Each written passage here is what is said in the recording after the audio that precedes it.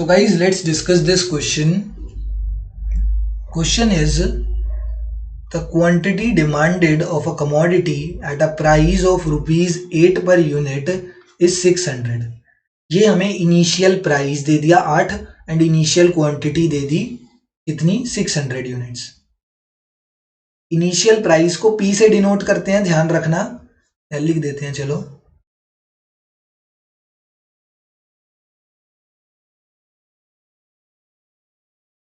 Initial price को P से denote करा जाता है, सारी वैल्यूज लिख देते हैं एक बार। इनिशियल क्वांटिटी को Q से डिनोट करा जाता है। अभी ये दो दे रखे हैं हमें फर्स्ट केस में, तो ये लिख देते हैं। इनिशियल प्राइस है 8, इनिशियल क्वांटिटी है 600 यूनिट्स, लिख दिया। अब साइड में लिख के छोड़ दो इसे। If price falls by 25% and the quantity rises by 120 units, आ गया यहाँ पे वर्ड बाय। इसका मतलब 600 थी, बाय अगर वर्ड दे रखा है तो जो न्यू क्वांटिटी आएगी, जो न्यू क्वांटिटी हमारी आएगी वो 600 में 120 हमें और ऐड करना है, तो न्यू क्वांटिटी हमारी आ जाएगी 720 यूनिट्स। तो यहां पर लिख देते हैं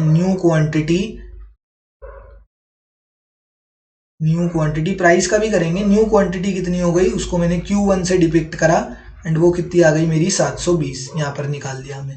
अगर यहाँ पर ये ले रखा है ना राइजेस बाय, मतलब 600 में 120 और, मतलब 600 में 120 और ऐड कर दिया तो वो 720 आ गया।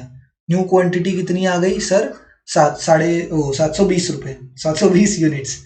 अब इनिशियल प्राइस यहां पर दे रखा है प्राइस फॉल्स बाय 25%, तो 25% की वैल्यू निकाल देता हूं मैं यहाँ पे। 25/100 इंटू किसका 8 का, 8 का 25% निकालना है। 25 1 जा 25 4 जा 4 1 जा 2 जा, तो 2 रुपए का जो आ रहा है वो फर्क आ रहा है, 2 रुपए का वेरिएशन आ रहा है। प्राइस क्या हुआ है, फॉल हुआ है, तो जो न्यू प्राइस होगा सर, न्यू प्राइस कितना हो जाएगा, तो जो न्यू प्राइस होगा, पहले का ओरिजिनल प्राइस कितना था, ओरिजिनल प्राइस था 8, उसमें 2 रुपए कम हुए हैं। There is a fall by 25%। 25% की जब हमने वैल्यू निकाली तो कितना निकल के आया 2 रुपए, तो 25% कम हो गया है। तो न्यू प्राइस है, न्यू प्राइस इज ₹6। सब हो गया सर, न्यू प्राइस आ गया, ओरिजिनल प्राइस पता है, न्यू प्राइस पता है, ओरिजिनल क्वांटिटी पता है, न्यू क्वांटिटी पता है। तो यहाँ पर हम क्या निकाल देंगे, इन दोनों को यूज करके चेंज इन प्राइस निकाल देंगे, वो कितना आ गया 2, एंड इन दोनों को यूज करके चेंज इन क्वांटिटी निकाल देंगे।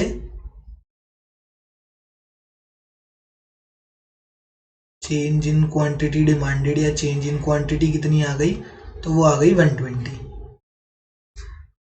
फर्स्ट पार्ट में हमसे मांगा गया है calculate price elasticity of demand, तो पहले वो निकाल देते हैं। Price elasticity of demand is equals to delta Q upon delta P into P upon Q। ये जो माइनस साइन है, this minus sign depicts negative relation between price and quantity. Negative या इनवर्स रिलेशन बोल सकते हैं कि price increase होने पर क्वांटिटी क्या होती है, कम होती है, एंड प्राइस डिक्रीज होने पर क्वांटिटी ज्यादा होती है। तो इनके बीच में इनवर्स रिलेशन है, इनवर्स मतलब उल्टे चलते हैं दोनों एक दूसरे से, एंड ये जो नेगेटिव साइन है ये वही इनवर्स रिलेशन डिपिक्ट करता है। चेंज इन क्वांटिटी कितना है, change in quantity is 120। Change in price कितना है 2। इनिशियल प्राइस कितना है भैया, ये रहा 8, एंड इनिशियल क्वांटिटी कितनी है 600। 120 1 जा और 125 से करोगे तो 120 इंटू 5 करोगे तो 600 ही आएगा। 2 1 जा 4 जा, वैल्यू निकल के आ गई पीईडी की 0.8।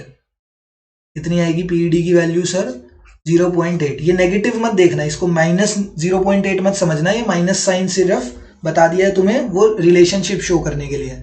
वैल्यू कितनी आई है 0.8 आई है। तो अगर क्या होता है 0.8 है तो ये कौन सी होगी, इन इलास्टिक डिमांड बोलेंगे इसे। रीजन सिंपल है, अगर पीईडी की value is less than 1, if the value of PD is less than 1, then it is known as what? Then it is known as inelastic. Then it is known as inelastic demand. अगर PED की value 1 से ज्यादा होती तब उसे elastic बोलते, but अगर PED की वैल्यू 1 से कम है तो उसे इनइलास्टिक डिमांड बोलेंगे.